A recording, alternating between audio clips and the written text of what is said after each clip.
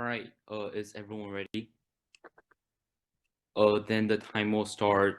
Now, we negate the resolution framework. Under a cost and benefit analysis, each team needs to provide a solvency for their respective descriptions of the status quo to measure an impact. Otherwise, their contention should be automatically dismissed. Definition: we define infrastructure spending according to the National Bureau of Statistics as a project facilities that provide basic and public services. It is the prerequisite for the survival and development of society. Investment consists of the following industries: rail transport, road transport, pipeline transport, telecommunications, and internet. Observation: we observe that the standard of poverty shouldn't be an arbitrary line set by the Chinese government or the United Nations. Hickle 15, The Guardian: $1.9 is not enough for basic human survival. The World Bank picked the $1.9 line because it is the average of the national poverty lines of the very poorest countries in the world, like Chad and Burundi, but it tells us very little about what poverty is like in most other countries like China.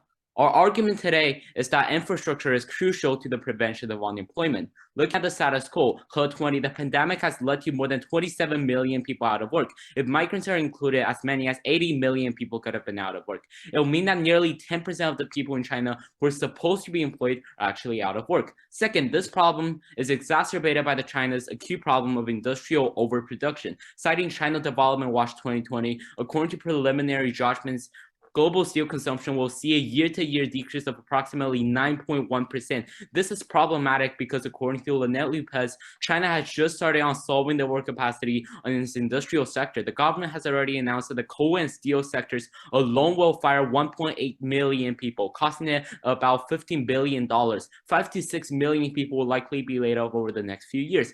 The big picture is now nearly a dozen industries, accounting for 50% of the total industrial sector assets, suffering entrenched oversupply. We think that the industrial sector as a whole may need at least 10% reduction in capacity, which could result in over 10 million job losses and RMB 8 to 10 trillion in non-performing debt. Historically, the Belt and Road Initiative is a major way to solve this issue of overcapacity, citing Joe 15. But this approach is failing as nations take big hits from COVID-19 and become unable to continue on with the massive infrastructure projects. So instead, we need to pursue new infrastructures or to increase the spending, as described by China Development Watch, to generate at least 32.9 million tons of demand for steel and more for other raw materials. This makes sure that these workers stay in jobs. The benefit is unique. First, because only increasing spending is able to complete new infrastructure plans, namely doubling current high-speed railways and increasing 5G coverage, and etc. New York Times 2020, Li Keqiang called the May for much of the country's new construction spending to take place close to where people live. That would be easier for millions of rural workers who have lost their jobs at factories producing goods for export to find new work without migrating to distant cities. Second, because welfare doesn't solve unemployment and that intensifies unemployment. Thomas 17, Senator John Cope said that the generous unemployment insurance doesn't create new jobs. In fact, if anything, continuing to pay people unemployment compensation is a disincentive for them to seek new work. Indeed, many scholars argue that the generous and long-running welfare benefits increase unemployment. The core of this contention is different from the generation of jobs. It is about how those currently employed will lose their jobs certainly in the near future in the status quo trend if we don't use up what they're producing, and the number is 80 million people. Infrastructures are the solvency because they require specifically millions of tons of raw materials such as steel. And for all the reasons above, we urge a firm calm ballot. Thank you.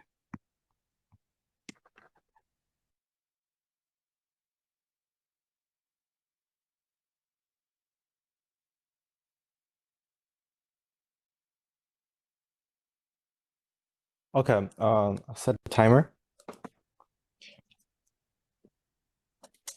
My time will start now. I started a firm resolution. Definition: welfare refers to government-sponsored assistance programs for individuals and families in need, including programs such as healthcare, food stamps, corporate welfare, and unemployment compensation. We focus on China under status quo post-COVID-19 economic crisis. Our framework of this debate is that only the pro side can revive economy healthily in a long-term status and guarantee the well-being of the people. Attention, what unemployment? Unemployment rate in China soared amid COVID-19 outbreak, which leads to an increase in poverty rate. Children reported in 2020 as many as 80 million people were out of work due to China's coronavirus lockdowns earlier this year.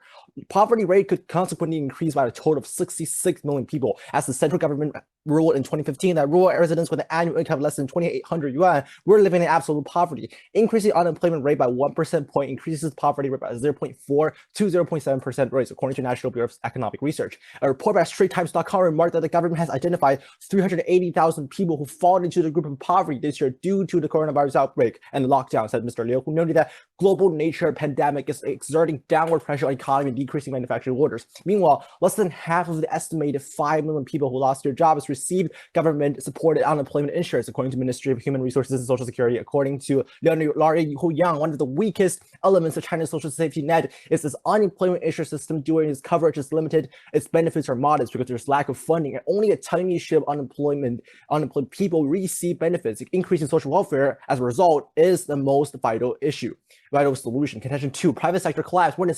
460,000 Chinese firms closed permanently in the first quarter this year, according to National Bureau of Statistics. As a result, economic output fell as much as $2 trillion. Private sector holds accountable for 60% of China's economic growth, 80% of employment opportunity, and 2/3 of the export and investments of the country's economy. While China's economy fell 6% of GDP growth in 2020, reviving the economy by helping private sectors using corporate welfare is urgent. Wei Jinshan, chair of CEO of Hong Kong Investment PAG, said in a webinar hosted by London Financial Times that while China's state-owned enterprises are currently more cash-rich than private firms, long-term economic growth will need private sector productivity to rise. Going forward, as he quoted, China's growth will depend much more on improvement and efficiencies of the private sector. Contention 3, healthcare. Subpoint A, medical resource insufficiency. Healthcare hardware in China, which is the mask and those basic needs for individuals to stay in a healthy crisis for so on, is insufficient at this point. The initial outbreak of COVID-19 in Wuhan sparked mask shortages as well as oxygen assisting machines insufficiency. CNBC reported China ran out of masks in the first month of the COVID-19 outbreak, while U.S., which passed an act in July 2019 to preserve medical facilities and storage in case of massive outbreaks, made it to 3 months even after lending millions of masks to China in early 2020, according to Washington.com. More funds should be put on the healthcare system, which is part of the welfare system, in court to ensure storage of medical facilities to individuals. Subpoint B, drug prices. According to unitypoint.com, drug prices could be decreased under patient assistance, which is usually using government social assistance on welfare sector to ensure the decrease in prices so people can have more access to healthcare resources. Contention 4, maternity welfare. Fertility rate has decreased from 2.8% to 1.7%, experts, even after the one-child policy has been abolished. This is mainly due to the increasing financial burden on families that they could not afford to give birth to more children, according to Sixthon.com. Impact. Our first impact is that labor force shrank by 0.7 billion individuals, according to China Power, CCIC.org. Shrinking labor force results would lead to a $1.5 trillion loss, according to fastcomedy.com. Our second impact is that families believe that boys are actually more financially capable than girls. John Bockwitz in 2015 estimates as a result of this, there are over 62 million females in China who actually would have lived without such discrimination. And actually, this kind of discrimination, because of financial issues, is becoming a factor that contributes to social instability in China, which solvency of display is on the pro side, which the country should proliferate maternity welfare so that families will no longer have much concern about having another child solely for the financial issues that cannot afford it. And that also we can solve the shrinking labor forces so that we can actually increase on developing the country with a greater labor force and with more well-educated people. So all the reasons above, we urge for a pro ballot. Thank you.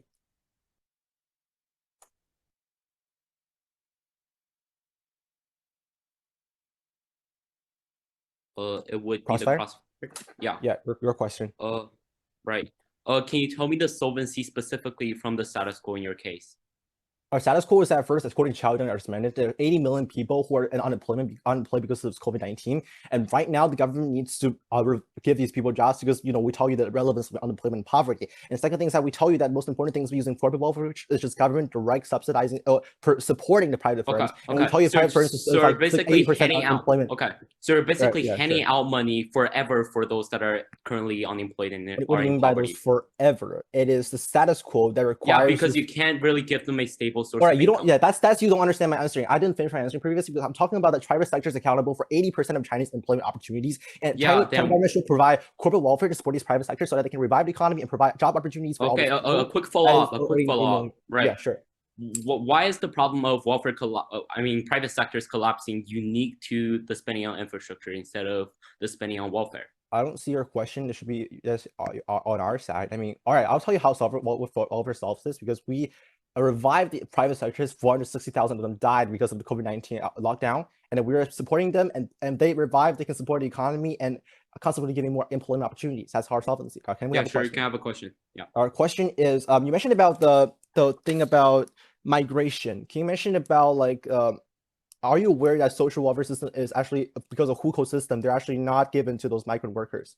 Oh, we never talked about migration. Our card says that they don't have to migrate to distant cities and they can still maintain their jobs. No, That's but it is your solvency that says migration under this kind of public infrastructure boost leads to like that is not bring what we people out. said. That's the That relocation is thing. that is That's your not that's what we have said in our case. Our that case is is your literally contention. about how all these people who are getting certainly unemployed in the future will maintain their jobs without having to move to other cities. That's what Which we is have obviously said. should be relocation because people are don't have access to these opportunities in No, urban that's not rural our areas, solvency, right? right? We're totally on this under the status quo. The demand for steel is very low, which means that to create demand, we have to create consumption, which means that we have Just to a maintain. quick link. Where does that consumption lag leads to public infrastructure? Okay, so China is producing too much of its goods right now, like steel. Is that a common Okay. ground that we can reach on? Right. Okay. So to actually consume those overproduction, we have to build new infrastructures, which specifically require raw materials like steel. So how can you really distribute those things into it when there's already an excessive amount? And first, there's cost. Second, there's rural areas are not Because there affordable for is it. an excess amount, we have to consume that so that companies stop laying off workers. That is up to the number of 80 Doesn't million. mean that if we have an excessive amount of bullets, we have to fire them all in case that there's not much waste left. You're consuming them so that people don't get laid off. All right, so you're like basically conceding that if you have too much bullet, we have to fire them all because there's too much of it. It's That's excessive, not right? applicable to our solvency. We're saying I that mean, you're because we don't have the not demand. wasting the money of taxpayers on something Yeah, that's time's up. excessive. I'm sure. Yeah, sure. Take running prep, please.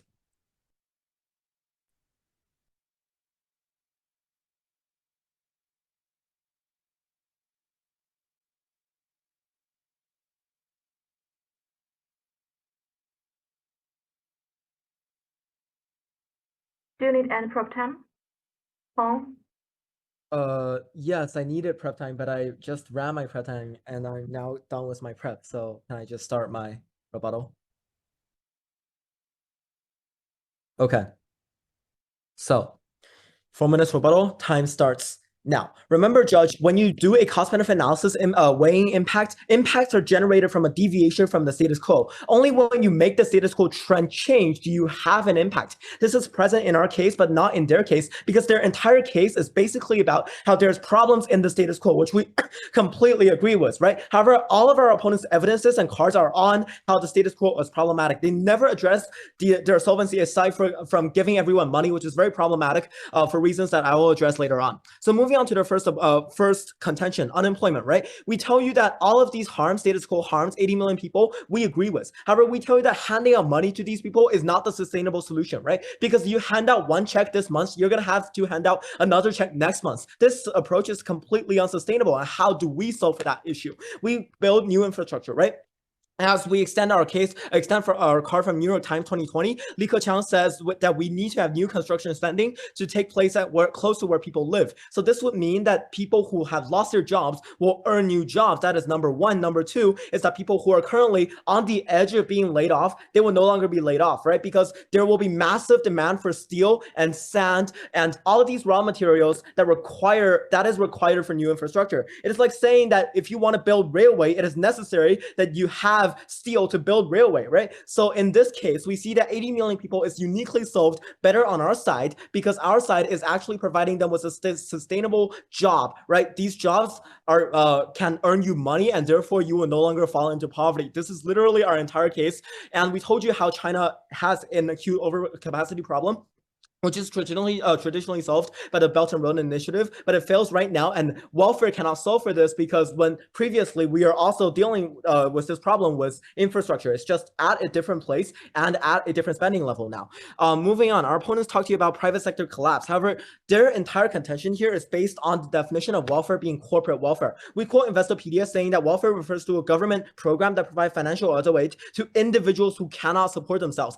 It's basically saying giving $1 trillion checks checks to Boeing and Airbus to let them survive. This is ludicrous, and it shouldn't be counted as a form of welfare. And secondly, we turn this contention by saying that companies exist to turn a profit and not to receive government subsidies. And new infrastructure solves for that because in order to build new infrastructure, you need to have public-private partnerships, right? According to People's Political Commission 20, tells you that innovative firms, local private businesses will be involved in all this work. So meaning that private businesses will not collapse because of innovation and their involvement in new infrastructure schemes. Moving on to our opponent's third contention, very scary impacts. Let's go through them one by one. Masks. If you live in China for the past year, you would know that mask prices have drastically came down. I just ran a search on Taobao and it says 1 yuan per mask. I don't see how this is a massively important impact in today's debate. Moving on, drug prices. We tell you that number one, they never told you how they're going to solve this problem. And number two, there is already solvency in the status quo. Economic Daily of China 2019 says newly negotiated drug, so the prices fell by an average of 60.7%. This is the status quo. This is not their impact, because the impact of their case should strictly come from increasing spending on welfare program. Moving on, our opponents talk to you about how maternity welfare is going to benefit people and alleviate sexism for some reason. Number one, we tell you that this is economic growth, that you have fertility rate decrease. If you ever been in an IGCSE econ class, you would know that. And number two, sexism is not solved by just giving money for giving birth, right? We turn this case by saying that this actually objectifies women and turn them into money-making machine for the family so that they can receive governmental welfare and subsidies. We tell you that this is a completely wrong approach, and even if you still buy it, we tell you that this impact is never weighed or quantified in their entire case, meaning that all of their impacts fail in comparison of creating demand for all of these steel, which is going to employ 80 million people. Thank you.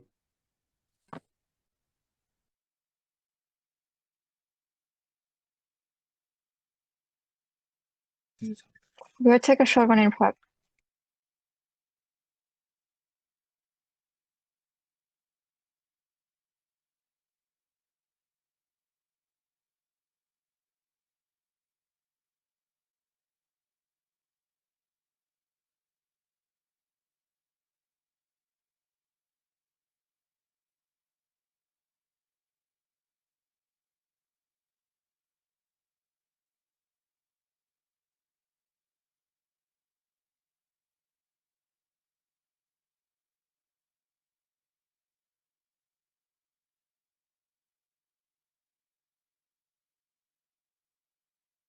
Okay, is everyone ready?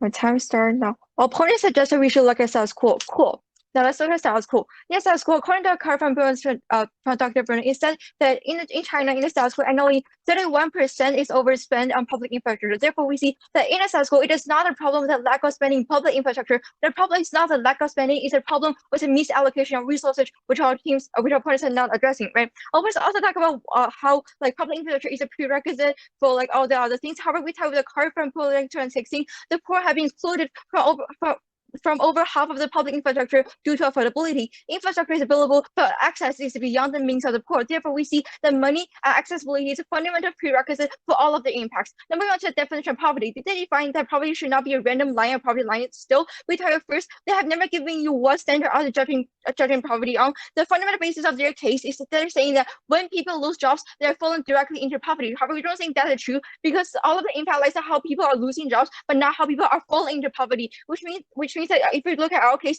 we're giving evidence saying that how healthcare, how maternity welfare lifting people out of poverty directly instead of only having impact solely about employment. Opponents talk about time period status quo. However, all of their impact on their case is the impact does not exist in status quo. Why? Because all their impact talk about is about in the near future. Opponents give you no data about how efficient it will be and how it will solve the urgent problem of COVID-19. We tell that in a status quo, we see urgency, we see emergency, because 18 million people have lost their jobs and 66 million people have fallen into poverty because of COVID-19. And we are the ones saving them. But first, offering them unemployment insurance, and second, offering companies corporate welfare so that they can start a business once again. Then we want to their case, right? They only have one contention in which they talk about how in a status quo there's this overproduction of steel and how we need to build infrastructure to consume such steel. First, Judge, this is a non-unique link. Why? Because to consume the steel, we can have exports, we can have private companies buying the steels. It doesn't have to always be public infrastructure. If you look at public infrastructure, we see that in the South Korea, there has already been a 31% overspend. So even if it's public infrastructure that doing the job, we don't see why we need to increase spending after all, right? Our points are also, according to our card from Code 2016, our points are very short-sighted because you might actually build projects that are completely worthless or even negative for the economy. They create jobs only in the short run, but as soon as the last team leaves the construction site, the project is no longer positive for the economy. Therefore, what we are telling you, so the proposal points are proposing the very short term, because the only reason that they're creating infrastructure is to consume the steel, but that's very short term because the infrastructure that they create afterwards, they are not of any value, and that's exactly the reason why we see surpluses in public infrastructure. That's exactly the reason why we see the money being corrupted in the public sector ways. Of course, also talk about how they're going to invest in railways and 5G. But according to our curve from 2019, in South Korea, the railway coverage covers over 98%, and 5G networks covered over 96%. Therefore, we don't see why we need to increase spending in areas that in the South Korea are working well enough, right? Of course, also talk about the argument of how welfare doesn't solve unemployment. Judge, we tell that unemployment can be solved in two ways in our case, right? First, frictional unemployment, because in a very short time, people cannot just go to another job, and that is a period of time when we provide them with unemployment insurance. But remember, Judge, that is not our sole solvency. We also have a solvency telling you that we are creating jobs. How? Because by providing corporate welfare to small companies, we're reviving the small economies, and that is the way we're going to create jobs. Because remember, Judge, small companies they are accounting for 8 out of 10 jobs in China. Therefore, we see that we are not creating jobs. Just look at all of their case. Always have no impact directly in their poverty. All impact lies about how in the near future people will lose their jobs. But first, we tell you the link is non-unique, because it doesn't have to be public infrastructure. It can be exports. It can be private companies using the steel. And second, we're telling the impact doesn't fall into topic, because it is not on property, it's all only about employment. And third, we're telling you that in the South Korea, we don't need increased spending, because in the South Korea, we see there has already been overspending of 31%. Thank you. Before we proceed to Crossfire, I'd like to see their card on how the steel can be used by exports and private consumption, please. Do you have a card for that?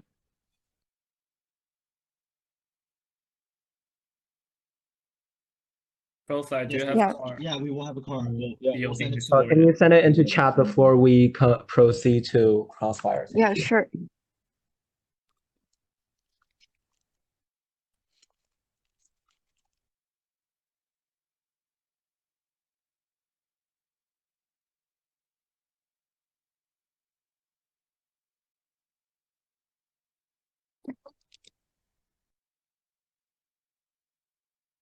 Okay, I have I have the thing there. The whole Yes. PDF. Do you need specific context of it? I think No. We can move on. We can move on. Sure, no problem. So Crossfire, 3 minutes. Time starts now. Okay, so if you take a look at the card that you just sent in chat, it says, quote, steel exports report China. It doesn't provide literally any solvency for the overcapacity that Chinese steel production is facing. No, the thing is, Judge, we are telling that you have no solvency, because in a South Korea, Yes, the inner we topic do. required you to be scenario which you have to increase spending, but we don't see why we need to increase spending, even if your point is true. Second, we're telling you that no matter how much is spending public infrastructure, we see no Follow-up, link please. to your case of poverty reduction, Follow-up, because all please. of what you're talking about is about employment that doesn't Can have I to be please have a follow-up? it don't have to point to poverty. Can I please have a Okay. follow-up? Okay, sure. if the Chinese government is to double its railway coverage, does it need steel or not? And does it need increasing spending or not? The thing is that we see, according to our card from 2009, the Can railway you answer coverage my in the question? South Does Korea, it need it no, or does it not need it? we don't need increased railway sorry, Oh, because so you don't according need to to our increase card spending to from build double railways. No, Okay, thank you. Do you have a thing, question for I'm me, sorry, please? can I have quick clarification? The thing is that we don't need to double the railway coverage, because in the South Korea, we see from our coverage to 2019, the railway coverage already covered Oh. about more than 98% of all of China villages and all the counties. Therefore, we don't see why have we a still need to question for double me the railways. before- There's an overproduction Before we of go railways on that and leads to address even that more. point, which is Can completely we move on, rebutted by can our we move case on to our cards. question? Can we move on Yes, to my please. question? Okay. In our whole case, we're talking about how people will be unemployed, but can you give me a direct link about how people, the second they get unemployed, they'll fall directly into poverty? That is literally your contention 1. Your contention 1 talks about, as a whole, how unemployment will lead to poverty, and your partner reads, street cards saying that poverty, return to poverty is happening in 2020 what because of COVID. Judge, what we are saying is that So you're asking unemployment me to can prove be something that you proved yourself. unemployment can be a factor of poverty, but it doesn't cover all of poverty, right? Oh, okay. So you're dismantling your own contention one, right? I'm not. I'm saying unemployment No? can be a part Okay. of poverty. That's part of how we measure poverty. But according Okay, to your so you're definition, admitting you that- define poverty as sole unemployment. I'm sorry. So you're admitting that unemployment leads to poverty, and these poverty needs to be addressed, right? Because that is literally your contention one. Yes. You're admitting that, right? Okay, thank you. Now, Wait, may I ask you a the thing question? that we are making is not like what you just May said. I We ask are you a saying that question? This is a unemployment can be a crossfire. factor of poverty. It doesn't cover the whole. Yeah, sure. All right, so I would like to extend onto the point that we were just talking about earlier, right? So Yeah. if the Chinese government is already introducing new infrastructure, this plan that would double Chinese railway coverage, if it is already introduced, Why does it do we have need to? It already increase- covers 98%. Do we need to increase spending to cover for it or not? This is a very simple question. No, my concern is why do we need to increase like railway coverage? That Because is in already the the South, Chinese government according to plan. our We card, only it need to covers increase spending to do 98%. that. No, even if we have a plan, you don't need to increase spending. Why? Because in the South Korea, we see they have already Oh. made surplus over budget of 31%. We don't need like why we so should the pro increase is spending building instead free of use the railways. I current get it. problem. Thank you. No, we're not. We run the prep. Thank you.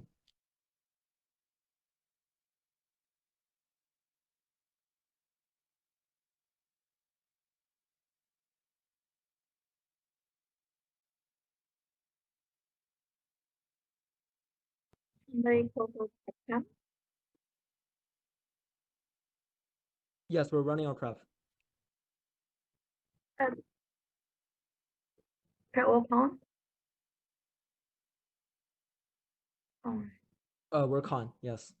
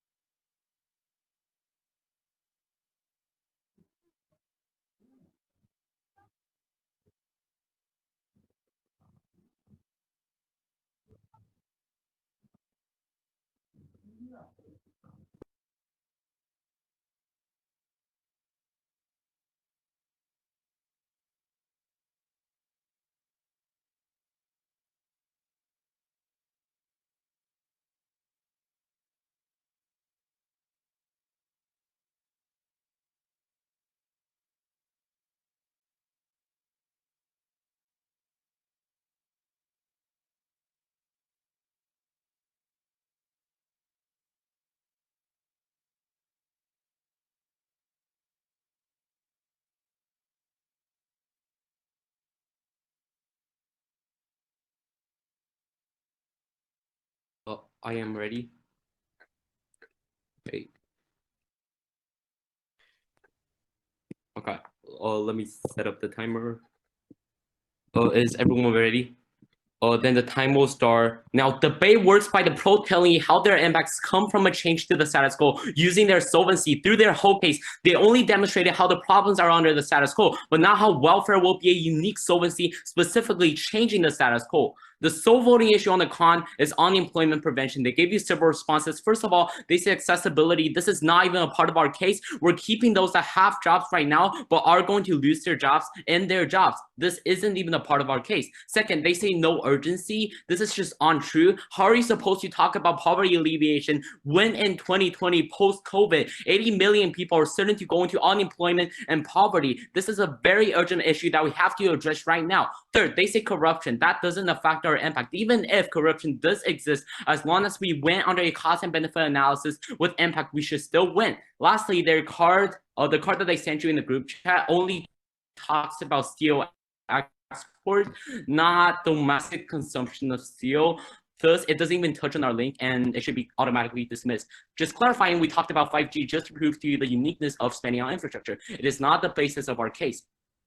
Moving on with their case, right? Their first contention says unemployment insurance. We concede that unemployment is an issue in the status quo. Now it's simply a comparison between our solvencies. First of all, we say that handing out money forever is unsustainable. First of all, constantly delivering money doesn't constitute for them a stable source of income, which means that there is never going to be a stable solvency. Second, the insurance amount for welfare is 1,080 yuan per month, while the minimum wage is 2,480 yuan per month, which means that you will be voting for the common equality and a more humane way to define poverty. How are you supposed to live by buying cup noodles using the 6 yuan you receive every day through welfare? And even if you don't buy that, our lead card specifically tells you that only 11% of the recipients do receive the benefits. Dumping the money into a institutionally flawed hole is useless. There is no impact. Their second contention says the collapse of the private sector. Our response is that to link turn this, we say that building new infrastructures as well as innovating is the only way to make businesses come together and to solve this crisis.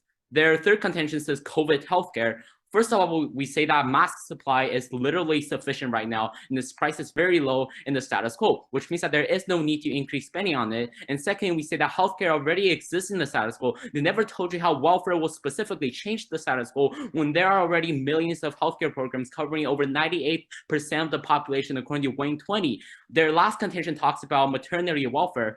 We say that this contention completely falls apart when you simply look at our case, as the 80 million people are certain to be laid off when there's nothing we do. This is a very clear comparison. If you do a world comparison, Judge, you will see 80 million people going into poverty and the unemployment right now on the cons world, which is worsening as demand for steel still decreases. And when you look at their world, you see zero impact with no demonstration on the statistics. And thus we urge a firm comp ballot. Thank you.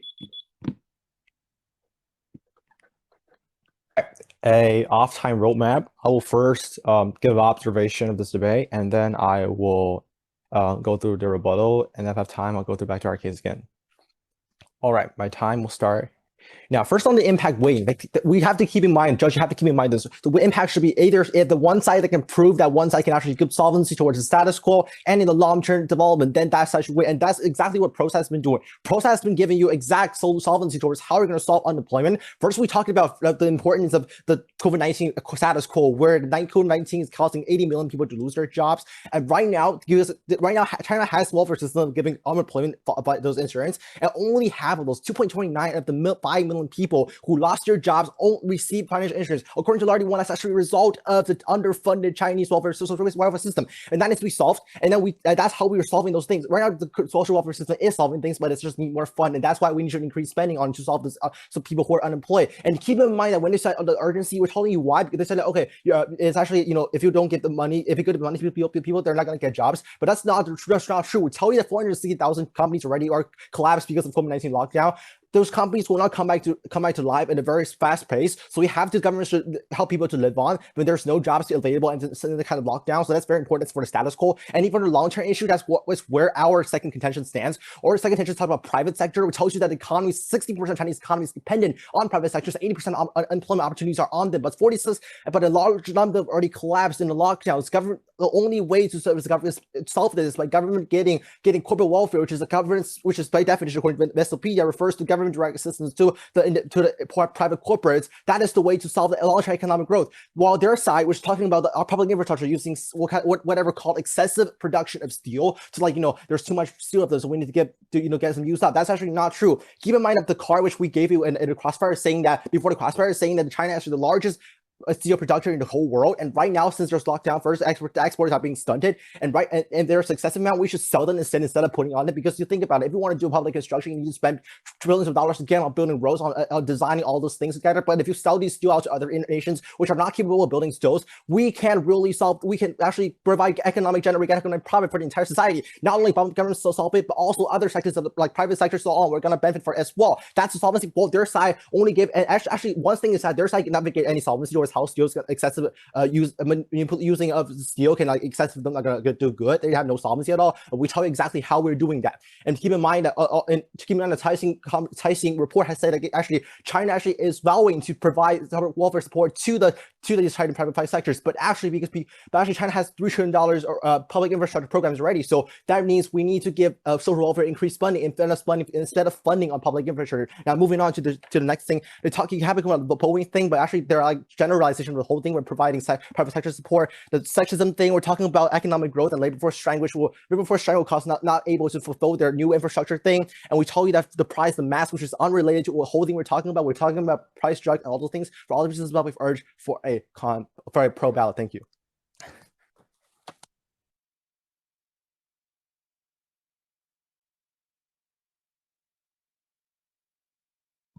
Grand Cross Fair. Okay, Grand Cross. My Right. partner is gonna ask the first question. Starting from now. Tell me how you're going to sell the steels when the demand for steel globally is still decreasing at an annual rate of 9.1%. Okay, first you don't have a cart. Second, do. you don't get solvency of how We read put that in- in the constructive speech. Wait, we wait. read that card in the All right, constructive wait, speech. just let me finish my answer. You should let me answer your question directly. sure. I'm saying you don't, you have to give me the situation of what's going on so I can respond. First is that you don't give me how public infrastructure is using those excessive amounts. How are they using to solve this? Second, you don't give me like how exactly is global demand for is the steel is shrinking until I give you the card in my again Okay. manifested. So Would you like me to respond to these, or do you want to make more accusations?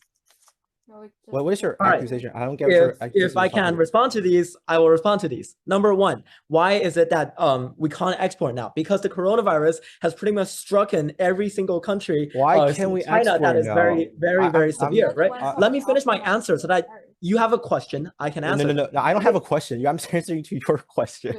All right, I'm all saying right. to your These- question. Your answer to my question is basically raising another question. So I'm gonna Okay, answer I these. don't think I'm asking your question. I'm just Okay. questioning like what is We going on. we the whole shouldn't be thing. doing this much. Should we meta just move debate on to now. another question? I think it should be our questioning time right now. Because like Yeah, you ask me sure. a question, I don't know how to answer. All right.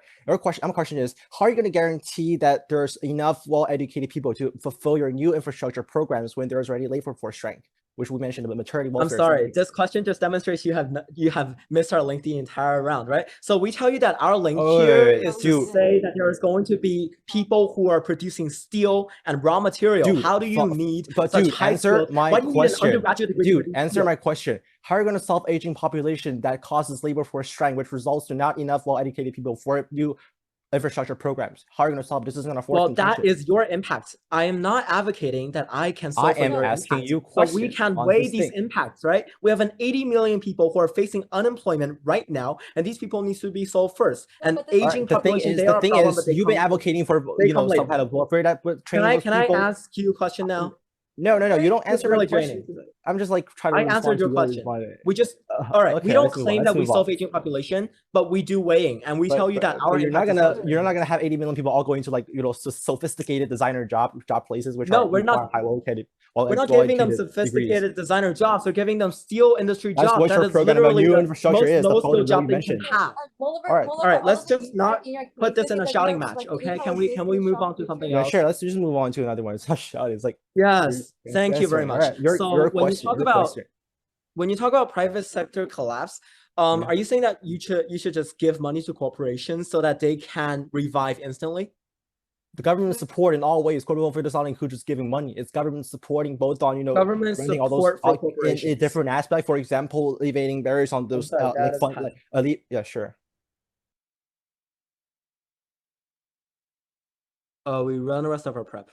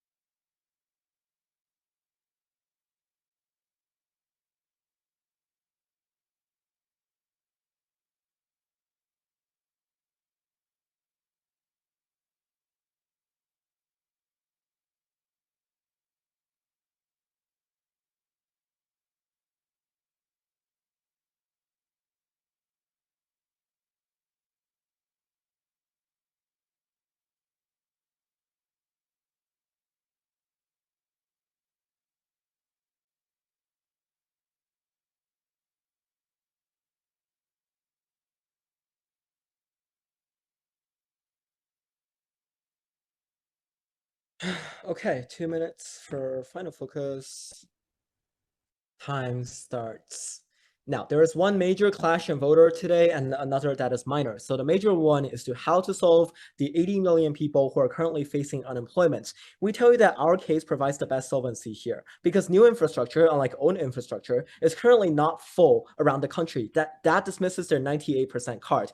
Our China Development Watch card gives you solvency, right? 2 times railway construction, 5G constructions. These are already made plans, only awaiting an increase in funding, meaning that if the moment you vote con, you provide an out for these steel workers. Number 2, our Joe 15 card clearly tells you why in the status quo, exporting is not going to work. These cards our opponents have dropped throughout the entire round. Moving on to our opponent's solvency, they tell you that we can give safety nets and hand out money to these people until they find another job. Number 1, we give them jobs. Number 2, handouts is very non-sustainable. Given that 80 million people are currently facing unemployment, we need to have a more sustainable and effective way to solve their problem. Number 2, they talk about private sector collapse, right?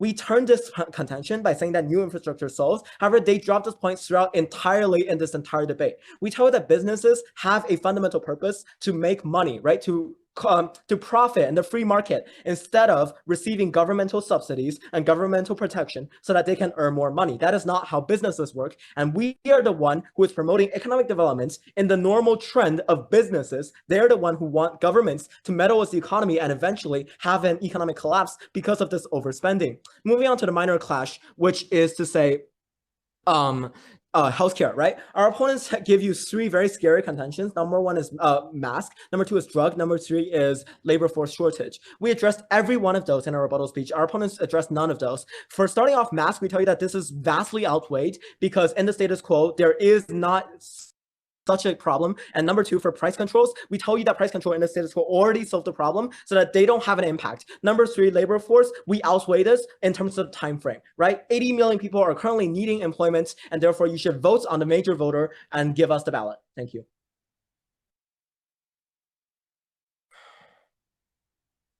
For user reserve card time, thank you.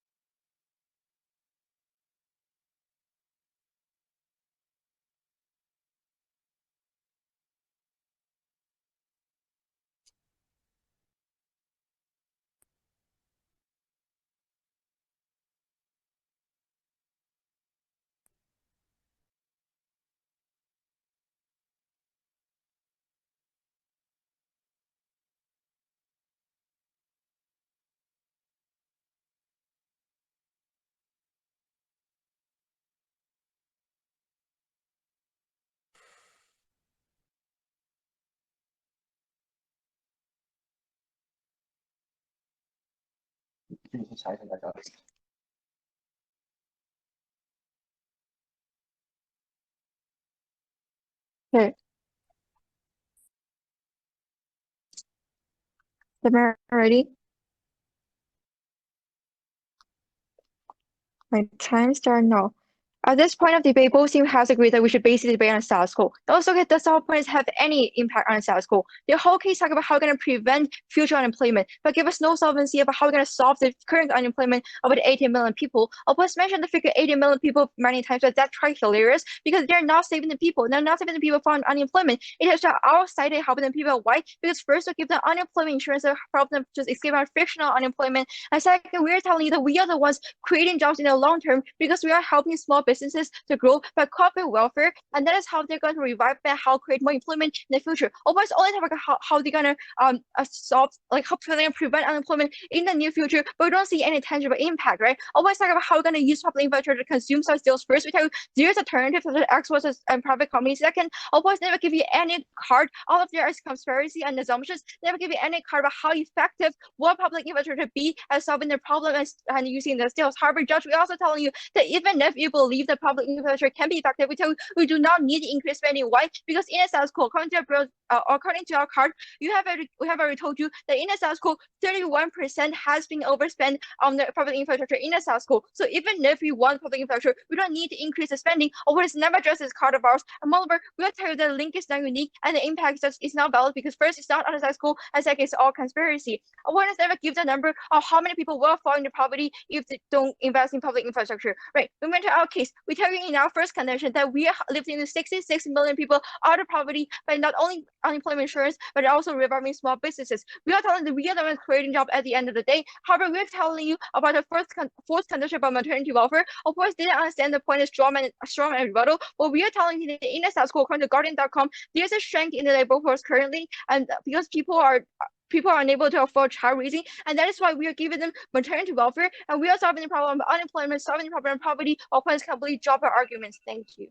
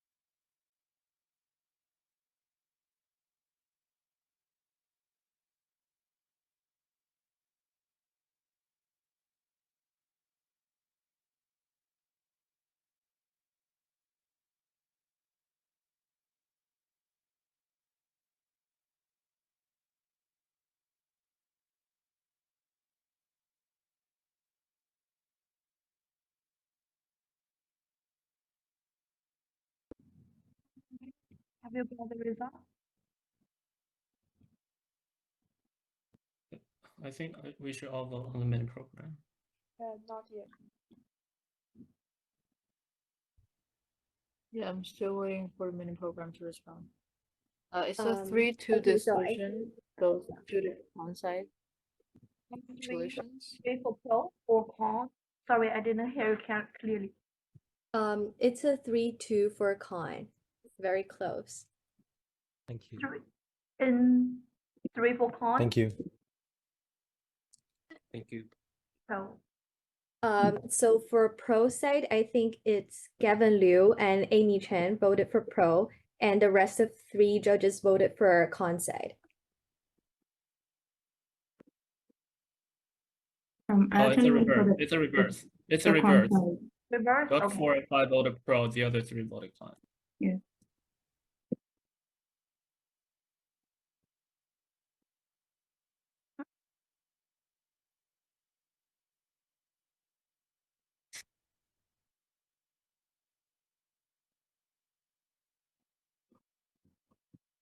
Okay, I guess I can start because I voted for Given and I can start because we voted for the pro side. Gavin, would you like to do it first or? No, the Alright, con is sure. actually 3, right? 3-2. It was 3 against 2, right? If I'm right. Yeah, No, yeah. like for Judge 3, Judge 3 voted con. Judge 3 like- voted con. Judge 3 voted con. Right. This is right Yeah, now. that's correct. Yeah, Okay, it's thank you. correct right now. All right. I can go first. I'm the scorer here. Okay, maybe 3-2 is not technically scorer, but still. I personally voted pro, and for me, I think this is a close debate in terms of debate scales, but in terms of debate content, I think pro is far ahead in this debate. So let me explain why. I'm not saying any team is bad debater. All of you are really, really good debaters, and I admire all of you. But still, I think this is a pretty clear pro vote. So here are several reasons I want to say to the con team. And so yeah, the thing I want to say to the con team, there are several issues that I just don't think this case is. Like, if I need to give you any specific suggestions, I understand that you are really good debaters, so you are probably just trying this case out for fun. So I guess anything I specifically say is not going to impact you that much. But I think what you should know is that you are not going to win the champion with this type of case in 2 or 3 weeks later. So what I want to say to this case is, first, if my understanding of your case is correct, I think you are really talking more about poverty prevention instead of poverty alleviation, if I understand it correctly. Essentially, I feel what your case is feeding me is kind of in terms like you are trying to prevent this 80 million workers losing their job, and you're kind of preventing this from happening. So technically, this is not in the status quo yet. It's just you're trying to prevent it from happening. I'm not really judging against your favor because your opponents did not really bring that up. So that's a rather minor issue here. The second thing I kind of want to talk about is on the definition of poverty. So yeah, I understand that I actually judged the exact same debate last week. So actually the pro team was the exact same pro team, and the con team was just another YK-PAL team with the exact same case. And yeah, so yeah, the YK-PAL team that I voted against last week, if you're watching this, I'm going to give a better feedback this time.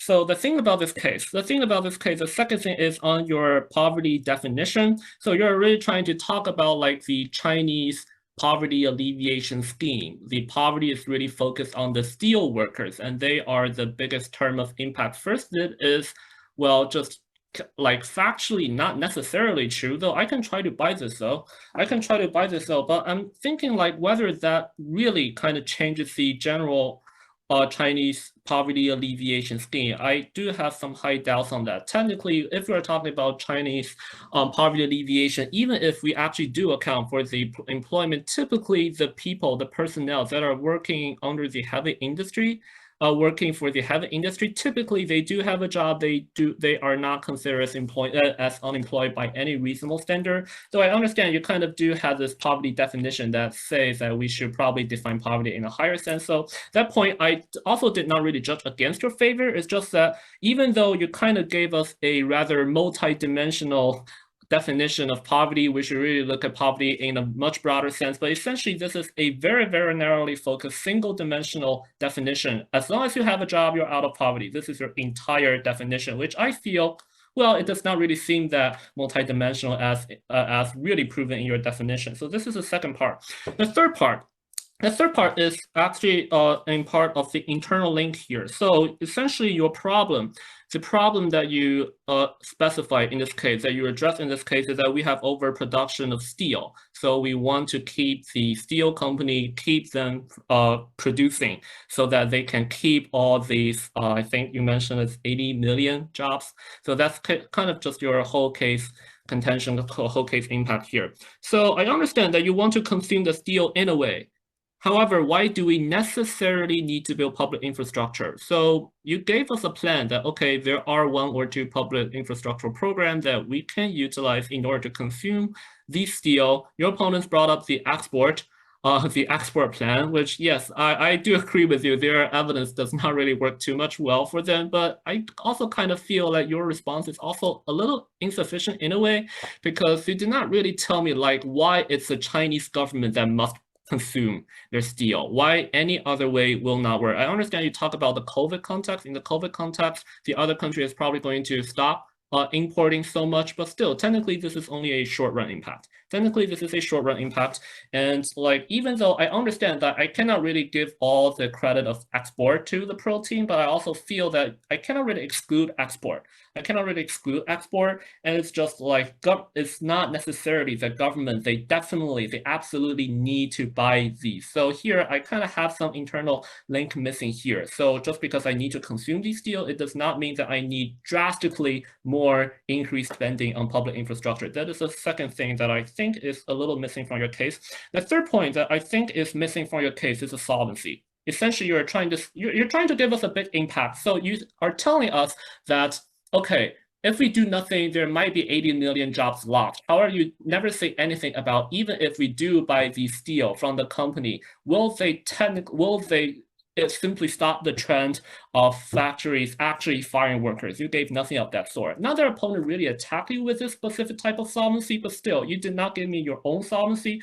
So yeah, so you kind of fall into the same criticism that you have for your opponents, that they only mention the problem but no solvency. This is kind of equally true in your case. So this is the third part that I'm not specifically happy with your case. And the fourth part, which is really the decisive, the biggest issue here is this is simply not a feasible or a long-term sustainable plan. Why? Because note that what does it mean when the steel has some overproduction? When there are overproduction in the steel industry, it directly means that this market, this industry is simply not an optimistic field. This is not an optimistic field. Therefore, increased spending on such field is simply insufficient. This is exactly what the market tells us. You are trying to champion for the market outcomes. You are trying to attack your opponents for, okay, you should not really sponsor the business because it is not consistent with the market spirit. But if you're really consistent with the market spirit, you should also understand that when the steel industry has overproduction, there is simply not enough demand. It is simply wrong for the government to fill up that demand and just simply cover up for the state enterprises. You are accusing your opponents for covering up for state enterprises like Bowen. You are doing exactly the same thing. You're exactly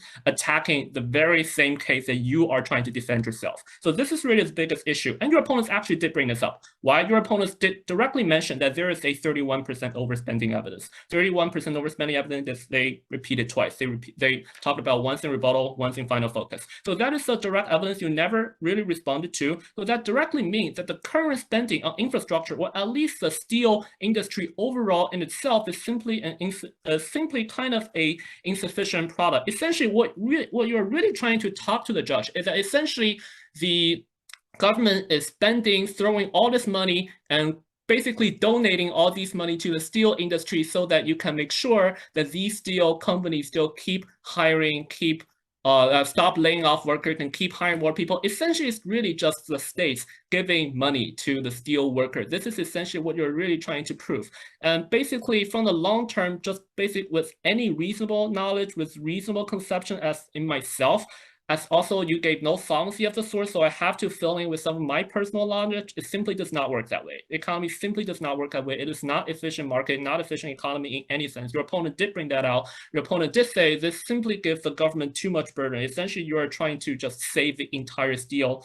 industry. So that is in itself, we understand that simply spending your money, you can understand that this might be a short-term solution, but it's just that from my point of perspective, I do not see any potential that steel overproduction is a short-term emergency. I feel this will be a long-lasting problem that government will simply need to keep covering up. If the government is going to cover up for this one time, it will need to cover up forever. One better way you can argue this case is if you say that the steel production is only temporary, it will get back to normal at some point in the future, that I might buy, okay, maybe this is just a one-time depression. So if you only use this, so if you talk about this COVID example and talk about how the COVID example caused so much overproduction, which is not necessarily true, I'm just giving an example here, so that might make more sense to me. So as to why the government might have the necessary obligation. But if it is a long-term problem, which you did not prove it is not, then there is a big problem here. So yes, essentially what I understand from your case, especially through your opponent's second rebuttal, I feel essentially you are trying to keep the 18 million jobs by keep poisoning your own economy. This is just the entire solvency that I hear from your case. So don't get me wrong, I think that you already made the best possible case with this case, except that you did not really give me the solvency. But still, I think you already made the best case possible with the current case that you have. It's not a good case. It's simply not a good case. Your opponents did point that out. So yeah, and one other thing is that I think you did a fantastic final focus. That is, but the thing here is your opponents did mention about the private sector. So even if I just totally ignore all of that, just consider that this is actually a sensible solvency, even if I only compare the impact on unemployment. Technically, your opponents did bring up the private sector, which is another thing I think you will need a little bit more work on. So private sector, you did kind of bring up in the rebuttal, like the stimulus package, the money paid to the small business, the small enterprises, they should not be counted as welfare, but you did not really give a definition of welfare. So I feel that the welfare definition debate, it's kind of like a tie. So I cannot really give any specific side on that point because technically, well, the stimulus package, I mean, within a state stimulus package during the COVID pandemic, technically the money that goes to the small enterprises and the budget to unemployment insurance, they're kind of in parallel overall in the stimulus package. So in a way, you can say this is maybe some sort of welfare, but in other way, you can say, well, maybe social welfare programs should be specifically programs that are paying individuals. So you can define either way, but you need to give me a very specific card and the definition on that. So these are the several issues that I kind of just have with the con case. So it's really just a case problem. It's not really any specific part of any part you did wrong. I don't think you did any part wrong. It's just this is not a good case. For the protein, I kind of do buy your private sector, which is ultimately why I think even if I disregard all my either you call bias or opinions, whatever, on the con case, even if I disregard all of that, just simply weighing on impact, I think Pro have this good arguments on like the specific spending to the business sectors, so to the small business sectors, because they do account for 80% of all jobs in China, which is kind of at stake here. So I do buy their short-term solvency. And also when you're talking about paying unemployment insurance to specific individuals, I can understand because this is a COVID short-term emergency here. So I can understand they are experiencing some sudden extreme hardships in the short run. You might need some relief immediately. So this I do by their basic pandemic content. As to second, third, or fourth contention, I don't really care. I don't think that really matters in this debate. It's just, yeah, on specific, maybe not third, maybe just third or fourth contention doesn't really matter to me. Just the first and second, especially the second on the private sector, on the job thing. So yeah, essentially I just feel like your basic analysis of the status quo is that currently there are a large wave of unemployment. The con's solvency is to get people more jobs, get people a job, whatever this is, a good job or a bad job or in an efficient or inefficient industry. And pro, there could be some multidimensional response. The first is emergency relief, which is directly give them out money, which is kind of sensible here, and also on the small business sector. So whether it is more efficient to pay money to small private business sector or public business sector, no team really gave me a comparison, but I kind of do have to buy the 80% of the job from the private sector, which Khan did not really respond. And given that Khan is essentially trying to poison the economy simply just to preserve the 10,000 jobs, and simply like, and they're also kind of just criticizing the very same case that they are defending. As to this issue, I just feel like pro is very far ahead in content-wise, but both teams did a really good job. I do think Khan already made the best case possible in this debate. So. Okay, I guess I'll go next. So, in general, I totally agree with Gavin that this is a bad case. This is a bad case. You definitely have to make adjustments to this case because, firstly, as Gavin has said, and I totally agree that the link is so shaky. So firstly, you've mentioned about the axis of production, like axis of the production of SIL is in axis. There's like 30.9 million, blah, blah, blah. There's a lot of figures.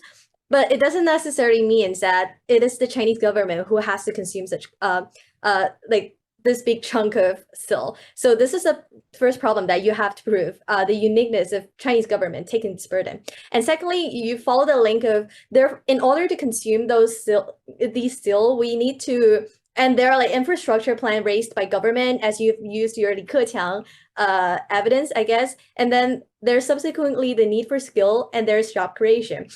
I mean, this link is shaking in a way that firstly, as mentioned, Chinese government is not necessarily the one who have to take this burden. And secondly, even if you're going to raise such infrastructure program, and there's a missing link, in my opinion, between the need for SIL as well as job creation. So yes, there's SIL, and yes, therefore, like people are needed, like I would say like labor are needed for SIL production, but in the sense that production of SIL is also skill demanded. So how can you make sure that those jobs created by the need for SIL will be filled by the people you're targeting? So that's a problem that's also a problem that you're also going to target if you're really trying to make a better case of your current case. And I would say the evidence on SIL and raw material axis really mess up your argument. I'm not really by that. So I think you have to make some adjustments. And also regarding your general framework or observation, or I would say your definition on equalizing unemployment and poverty. Again, just as Gavin said, I am not very by that definition. You really need to give me a clearer explanation, except for poverty line is a very limited definition of poverty. So you need to give me like more evidence or context backing up your argument on how we should use unemployment to equalize poverty instead of using other figures such as poverty line or other, like there's a bunch of numbers set by the world organizations or global organizations or international organizations. And besides, it's even in your own case, and even it's in your own speeches that you're using several figures that quote the or that use the poverty line standard. So that's another reason why I kind of disqualify your definition, because if you're using an evidence that use the poverty line standard to qualify your arguments, which use definitions that poverty does not mean poverty, like the standard set by poverty line, then there is a sort of like a conflict within your own cases and logic that doesn't really persuade me. And also, I think you guys have a nice rebuttal on unemployment and especially the inefficiency of welfare raised by the pro side by raising there's only like 11% people who need the money actually receive. I was hoping that there's more extensions instead of just using your own arguments. As for a case like other stuff, I totally agree with Kevin. Like he has made great suggestions on that, so I will not expand on that. And also regarding private sector collapse, I would say both sides didn't really address the uniqueness of your own solvency. So for Conseil, it's simply just saying that, oh, we can build infrastructure program which will solve the private sector collapse. And for ProSci, you guys are just saying that, okay, we can offer corporate welfare such as government subsidies, so we can drag those private companies out of collapse, and that's all. There isn't really a demonstration of uniqueness in this debate, so I kind of go for a tie here, and I would say slightly to Pro, because Pro has backed up their arguments with more evidence and like figure-wise evidence based on my perspective. And also just some minor issues for the Conseil. Like your response to healthcare as well as maternity welfare is totally a disaster.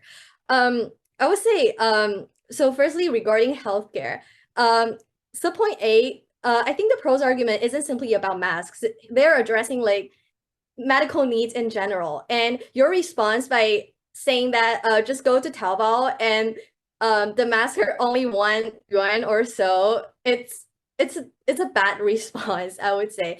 You need to develop a more general and evidence backup response to basically the whole contentions.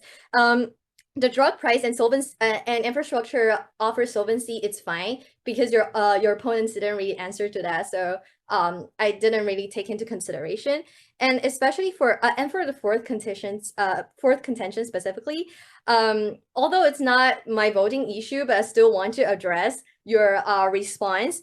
It's nice by making arguments on how women will be made into money making machines due to the maternity welfare, but I was hoping more extension and evidence to support your own arguments. Like it can even be quotes from experts or so. Like it shouldn't be just simply a claim. And also regarding your response to like the labor force, like basically the Pro's impact on labor force decrease as well as gender discrimination.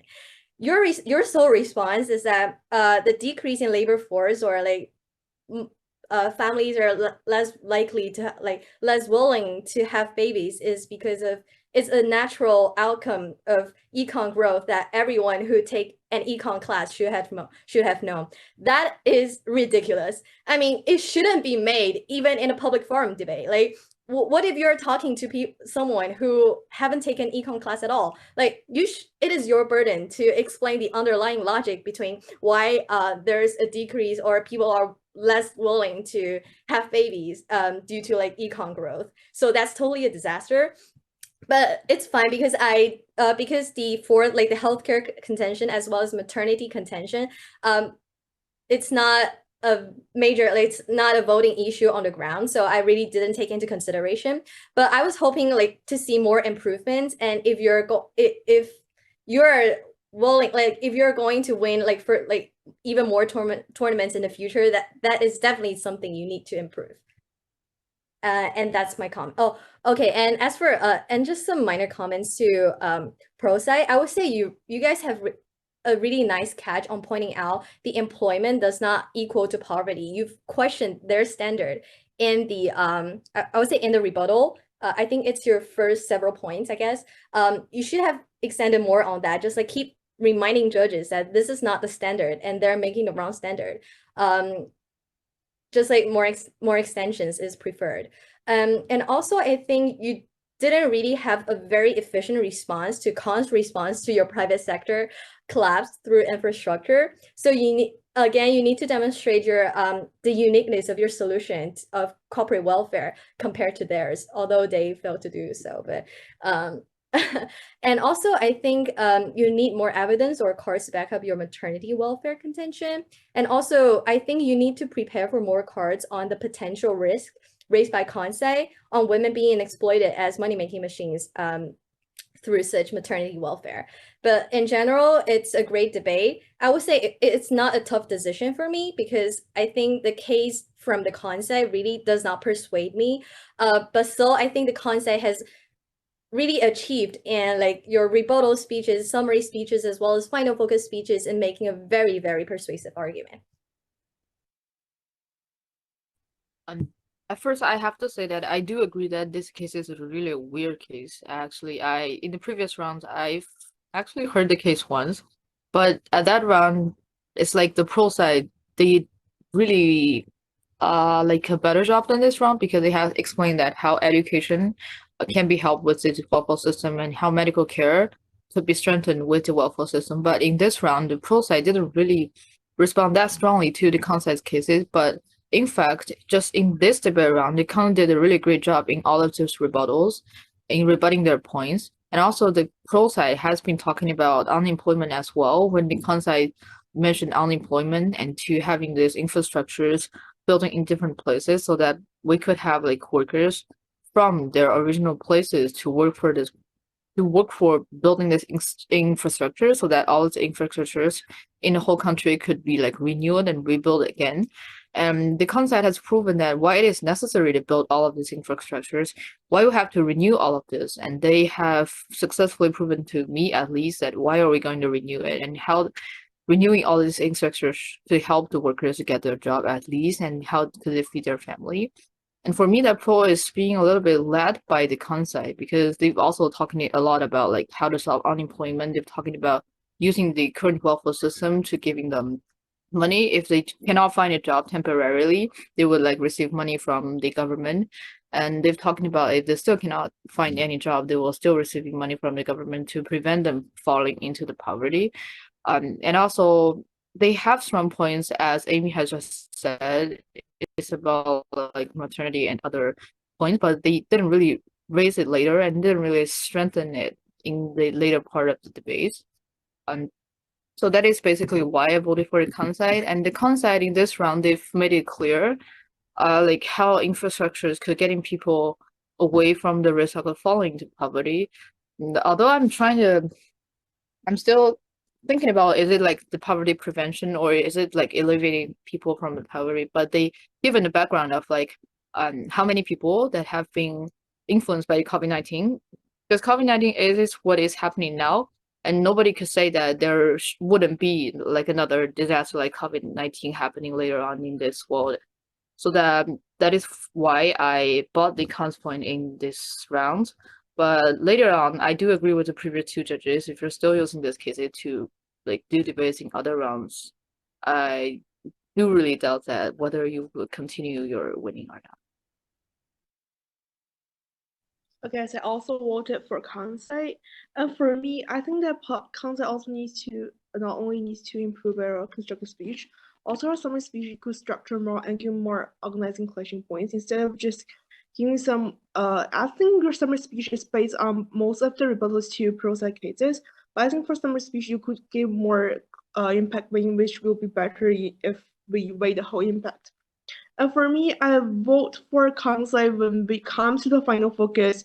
So basically, I think Pro did a better job in summary speech because he gave us a really clear impact weighting. But when it comes to rebuttal speech, for the most of the contentions that bought by Khan, Pro did not actually rebut it really great. But for rebuttal speech, since you speak second, I really appreciate that how you reconstruct your whole cases. But I think that you could give more claims and claim on about like unemployment argument that you brought out by your own cases. And also when Kansai actually mentioned give rebuttals to our private sectors, you could just give further rebuttals and give reconstruction on that. But I did not hear any of that. And when it comes to this debate, I think Kansai did a better job in attacking process cases. And like they rebut process case, unemployment point with sustainability, and also gives clear mask evidences by attacking drug prices. And I think Pro could provide me with more quantifiable impact. And I think that Pro spends most of the time to claim to us that why welfare system is effective and have a lot of efficiency. But for most of the times that Concept mentioned how public infrastructure is good, Pro did not actually give really clear rebuttals on that. And also, when it comes to the end of the debate, I think we still have two collection points of house coverage and government's burdens or responsibilities. For both of these collection points, both of sides did not actually give a really clear impact on this and gives me really clear that why I should vote you on this collection points. For me, I vote for Concept because of like when it comes to this debate, his second speaker did a really great rebuttal speech on most of the solvencies and arguments they brought about pro-side. But for con-side, you need to change your summary speech content and structure, and also improve your whole constructive speech, because we all see that it is pretty weird for us to adapt most of the contentions in it. Yeah, thank you so much. Okay, so I guess all has been said. I also went in for the con team because I personally thought that they had a stronger impact, and then as well as solvency, that actually seemed much more beneficial for alleviating poverty. And honestly, it was really a tough debate, and it was quite confusing along the line. But I think the con time actually proved to me that spending on infrastructure was much more necessary. And then also you guys did great in your final focus, and then it was much more persuasive as well. And I just want to say all the best to the pro team, and you guys really did a great job, and all the best in your future tournament. So yeah, that's all has been said.